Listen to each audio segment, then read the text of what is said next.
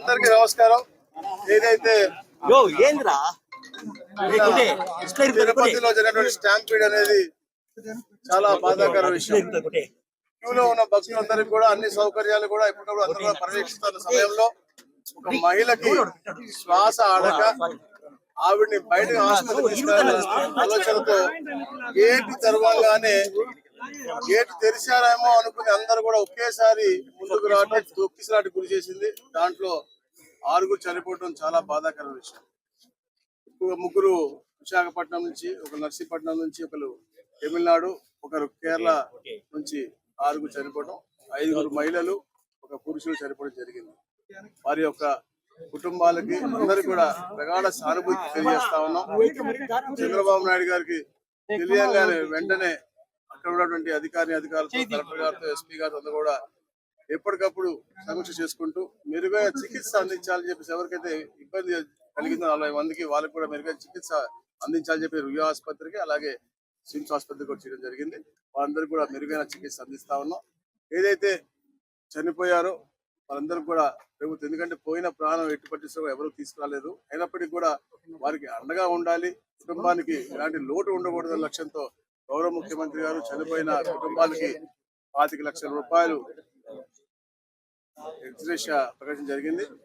అలాగే గౌరవ ముఖ్యమంత్రి గారు ఇంకొక గంటన్నరలో ఇక్కడికి వచ్చి అందరినీ కూడా పరామర్శించి అలాగే చిత్రాలను కూడా చూసి అలాగే ఎలాగైతే జరిగిందో దాని మీద కూడా స్టాంపీడ్ జరిగిన ప్లేస్ పైన కూడా ఎలా జరిగింది అన్నింటి కూడా పూర్తి వివరాలు తీసుకుని దాని తర్వాత నెక్స్ట్ కోర్స్ ఆఫ్ యాక్షన్ కూడా తెలియజేస్తారు. తప్పకుండా అందరూ కూడా తక్కువ సమయంలో రికవర్ అయ్యి అందరూ ఇళ్ళకి వెళ్ళాలని చెప్పేసి కోరుకుంటాం. ఇప్పుడు బాడీస్ అన్ని కూడా ఎక్కడ ఉన్నప్పటికీ కూడా ప్రభుత్వ అంబులెన్స్ తో పాటు ఒక రెవెన్యూ సిబ్బంది కూడా వాళ్ళతో పాటు ఒక కారులో వెళ్లి వాళ్ళకి తిరిగి వాళ్ళ బాడీ అప్పచెప్పి అన్ని కార్యక్రమాలు చేస్తారు. తర్వాత ప్రభుత్వం ఇచ్చేటువంటి ఎక్స్ప్రెషన్ ఏదైతే ఉందో అది మా నాయకులు అలాగే ఈ టీటీడీ అధికారులు కూడా వెళ్ళి ఇవ్వబోతా ఉన్నారు. అధికారుల మధ్య కోఆర్డినేషన్ లేకుండా ఇన్సిడెంట్ జరిగిందంటున్నారు.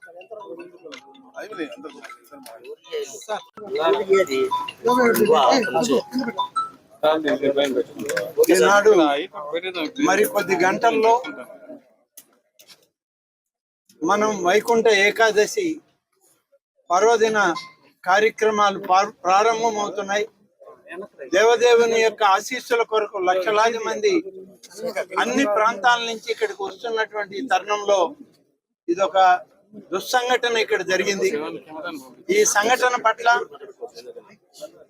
మన ముఖ్యమంత్రి శ్రీ చంద్రబాబు నాయుడు గారు ఆయన దిగ్భ్రాంతిని వ్యక్తం చేయడం, వారితో మరి భారత ప్రధానమంత్రి గారు కూడా వారి యొక్క బాధను వ్యక్తం చేయడం, ఉప ముఖ్యమంత్రి గారు కూడా వారి బాధను వ్యక్తం చేయడం, ఇవన్నీ కూడా చూడడం జరిగింది.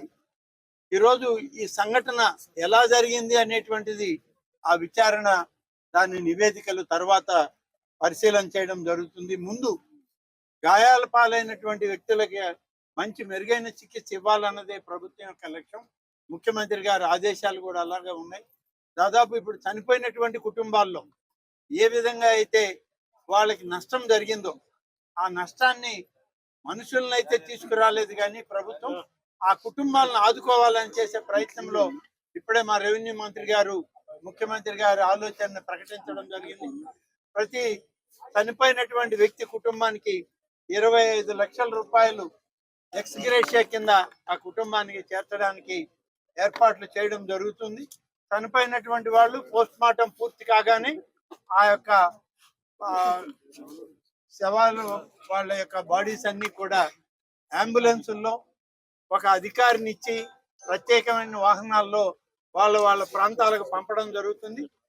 ఆంధ్రప్రదేశ్ రాష్ట్రంలో ఉన్నటువంటి వీళ్ళందరూ కూడా ఇంచుమించుగా 1-2 జిల్లాల నుంచి విశాఖపట్నం, అనకాపల్లి ఆ ప్రాంతాల నుంచి ఉన్నారు. కాబట్టి ఆ జిల్లా కలెక్టర్లకు కూడా రెవెన్యూ మంత్రి గారు ఆదేశాలు ఇచ్చారు.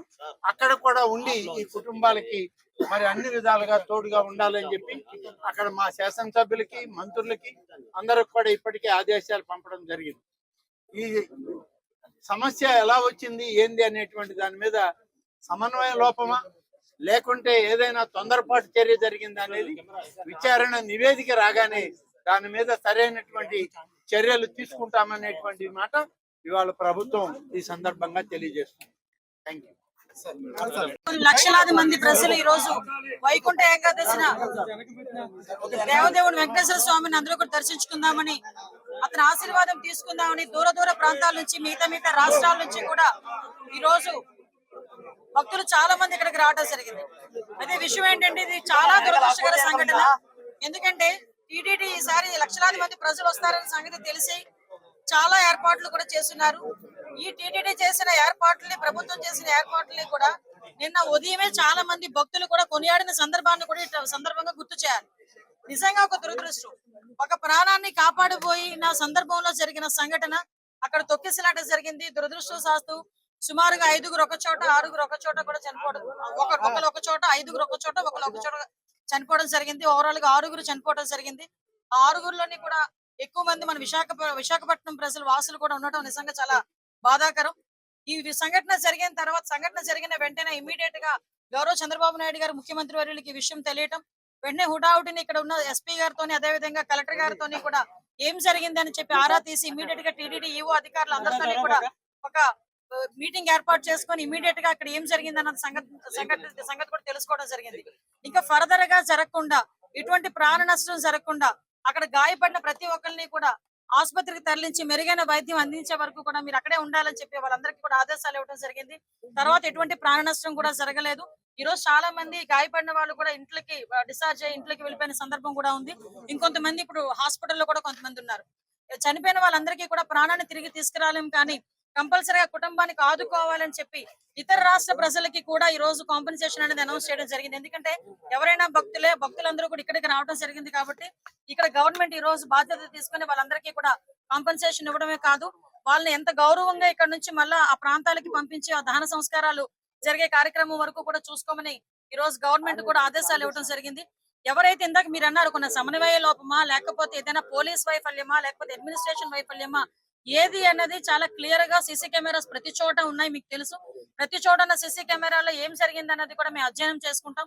ప్రతి ఒక్కటి కూడా ఎంక్వైరీ జరుగుతుంది. ఇప్పటికే ఒక ప్రాథమిక నివేదిక అన్నది ఎస్పీ గారు, కలెక్టర్ గారు కలిపి ఈ రోజు ముఖ్యమంత్రి గారికి మాకు కూడా అందజేస్తున్నారు. బాధ్యులు ఎవరైనా కూడా బాధ్యతారహితంగా పనిచేస్తే వాళ్ళ మీద ఎట్టి పరిస్థితులను కూడా చర్యలు ఉంటాయి. కంపల్సరీగా ప్రభుత్వపరమైన చర్యలు ఉంటాయి. అందులో కూడా వెనకాడే పరిస్థితి లేదు. ఫర్దర్ గా ఎటువంటి సంఘటనలు జరగకుండా చూసుకునే బాధ్యత కూడా తీసుకుంటాం. ఎప్పుడు లేని విధంగా ఎప్పుడు ప్రతిసారి వస్తూనే ఉంటారు లక్షలాది మంది ప్రజలు. ఇంకొంచెం ఇంకా చాలా ఎక్కువ మంది వచ్చారు. దానికి తగ్గట్టుగానే ఈ రోజు అన్ని ఏర్పాట్లు కూడా చేసుకున్నాం. దయచేసి ప్రజలందరూ కూడా, ముఖ్యంగా ప్రతిపక్షాల వాళ్ళు, ప్రజలు అందరూ కూడా అర్థం చేసుకోవాల్సిన విషయం ఏంటంటే, ఇది ఒక దురదృష్టకరమైన యాక్సిడెంట్ సంఘటన జరిగింది. దీనికి ఫర్దర్ గా జరగకుండా బాధ్యత కూడా మేము గవర్నమెంట్ తీసుకుంటాం. ఇప్పటి వరకు జరిగిన దానికి కూడా చింతిస్తున్నాం. దానికి కూడా బాధ్యత వహిస్తూనే ఈ రోజు ఆ కుటుంబాన్ని అందరికీ కూడా ఎక్స్గ్రేషియా ప్రకటించి ఆ కుటుంబానికి మేము అండగా, అంటే మళ్ళీ చెప్తున్న, పోయిన ప్రాణాన్ని ఎవరు తిరిగి తీసుకురాలేరు, కానీ కుటుంబానికి అండగా ఉండే బాధ్యత కూడా గవర్నమెంట్ తీసుకుంటుంది. ప్రతి ఒక్కరు కూడా అర్థం చేసుకోవాల్సిందిగా, భక్తులందరూ కూడా సమన్వయం చేసుకోవాల్సిందిగా అందరినీ కూడా కోరుకుంటున్నా. లక్షలాది మంది ప్రజలు వస్తారు. అందరూ వైకుంఠ ఏకాదశినే దర్శనం చేసుకుందాం అనుకుంటారు. టీటీడీ కూడా ప్రకటించింది 9 రోజులు కూడా ఉత్తర ద్వార దర్శనం ఇస్తామని చెప్పి టీటీడీ కూడా ప్రకటించడం జరిగింది. ఆ నేపథ్యంలోనే ప్రజలందరికీ కూడా టోకెన్లు ఇవ్వాలని ఒక మంచి ఉద్దేశంతో పనిచేసిన ఒక చిన్న పొరపాటు అయితే, దురదృష్టకర సంఘటన ఇది, యాక్సిడెంట్ ఇది. కాబట్టి ప్రజలందరూ కూడా అర్థం చేసుకోవాల్సిందిగా కోరుకుంటున్నాం. ఇందాక మీకు చెప్పానండి, ఎవ్రీవేర్ మేము సీసీ కెమెరాస్ ఏర్పాటు చేసుకుని ప్రతి ఒక్క కూడా వాయిస్ రికగ్నిషన్ గానీ, వాళ్ళకి టోకెన్స్ ఇష్యూ చేయడం కానీ ప్రతి ఒక్కటి చాలా పక్కాగా చేశాం. ఎక్కడైనా కుట్ర కోణం ఉందని ఆ కోణంలో కూడా మేము కూడా దర్యాప్తు చేస్తున్నాం. ఏదైనా కుట్ర కోణం ఉందా, లేకపోతే బై యాక్సిడెంట్ జరిగిందా, ఇప్పుడు ఇమీడియట్ గా మేము కుట్ర కోణం ఉందని మేము మాట్లాడకూడదు, మా దగ్గర ఆధారాలు లేకుండా మేము మాట్లాడకూడదు. కాబట్టి ఒక ప్రాథమిక నివేదిక వచ్చింది. దీని మీద పూర్తి స్థాయిలో దర్యాప్తు జరపమని గౌరవ ముఖ్యమంత్రి గారు కూడా ఆదేశాలు ఇవ్వడం జరిగింది. దీని మీద మనం అబ్జర్వ్ చేసుకుంటే తిరుపతి అంశం అనేసరికి చాలా సెన్సిటివ్ అంశం. కాబట్టి దేశంలో ఉన్న ప్రధానమంత్రుల నుంచి ప్రతి ఒక్కరు కూడా ఈ రోజు మిగతా రాష్ట్ర ముఖ్యమంత్రులు కూడా స్పందించారు. కాబట్టి చాలా సెన్సిటివ్ ఇష్యూ కాబట్టి ఏది పడితే అది మాట్లాడకూడదు. మా చేతులకి పూర్తి నివేదిక వచ్చిన తర్వాత డెఫినెట్ గా బాధ్యులు ఎవరైతే ఉన్నారో వాళ్ళందరి మీద చర్యలు తీసుకుని పడితే అందులో వెనుకడే ప్రసక్తి లేదు. భక్తులు శ్రేయసే ముఖ్యంగా మేము పనిచేస్తున్నాం. చైర్మన్ గారు ముందుగానే తమకు ఫీడ్బ్యాక్ ఉందని చెప్పేసి అధికారులకు తెలియజేయడం జరిగిందని చెప్పేసి ప్రెస్ మీట్ చేశారు. మరి టీటీడీ చైర్మన్ గారు చెప్పిన తర్వాత కూడా అధికారులలో లేదండి, మీరు అన్నది నిజంగా టీటీడీ చైర్మన్ గారు ముందుగా నివేదిక ఇచ్చింది. మా అధికారులు కనుక అడ్మినిస్ట్రేషన్ విషయంలో ఎక్కడైనా లోపాలు జరుగున్నాయో, ఇప్పుడు మాకు ఎలాగో మన సీఎం గారు వస్తున్నారు, ఇప్పుడు సీఎం గారు వచ్చేసరికి మాకు క్లియర్ నివేదిక ఉంటూ ఉంటుంది. నిజంగా అలాంటి పరిస్థితులు ఏమైనా ఉన్నాయి, ఎవరైనా ఏ స్థాయిలో వ్యక్తి అయినా కూడా అతని మీద చర్యలు తీసుకోవడానికి ఎక్కడ కూడా వెనుకాడం. చైర్మన్ గారికి ఫీడ్బ్యాక్ ఉంది, అది అధికారులకు అదే విషయం చెప్తున్నాను కదా సార్. నిజంగా అదే పరిస్థితి జరిగి బాధ్యతారహితంగా ఎవరైనా పనిచేసి ఉంటే, బాధ్యతారహితంగా పనిచేసిన ప్రతి ఒక్కరి మీద కూడా చర్యలు ఉంటాయి. ఇదేది దాచేస్తే దాగేదేం కాదు కదా. ఈ రోజు కాకపోతే రేపైనా తెలుస్తుంది ఎవరు బాధ్యతారహితంగా పనిచేశారన్నది. కాకపోతే ప్రతి ఒక్కరు కూడా బాధ్యతాయుతంగా పనిచేయాలని మేము కోరుకుంటున్నాం. ఎందుకంటే లక్షలాది మంది భక్తులు వచ్చే పుణ్యక్షేత్రం ఇది. దయచేసి అటువంటి బాధ్యతారహితంగా పనిచేసిన ఏ స్థాయి వ్యక్తిని కూడా, అది కింద స్థాయి వ్యక్తి, పై స్థాయి వ్యక్తి, ఏ స్థాయి వ్యక్తిని కూడా వదిలిపెట్టే ప్రసక్తి. హిట్ టీవీ యాప్ ఇందులో short news, live news, entertainment shows, movies, digital magazines తో పాటు మీ జిల్లా వార్తలను కూడా ఫ్రీగా చూడొచ్చు. అంతేకాదు కేజీ నుంచి పీజీ వరకు విద్యార్థులకు స్కాలర్షిప్ కూడా అందిస్తున్నాం. ప్రతి వారం 10 మందికి లక్కీ డ్రా ద్వారా ఒక్కొక్కరికి 10,000 రూపాయలు అందిస్తున్నాం. ఇంకెందుకు ఆలస్యం, వెంటనే హిట్ టీవీ యాప్ ని డౌన్లోడ్ చేసుకుని ఫ్రీగా ఎంటర్టైన్మెంట్ పొందండి. Hit TV app.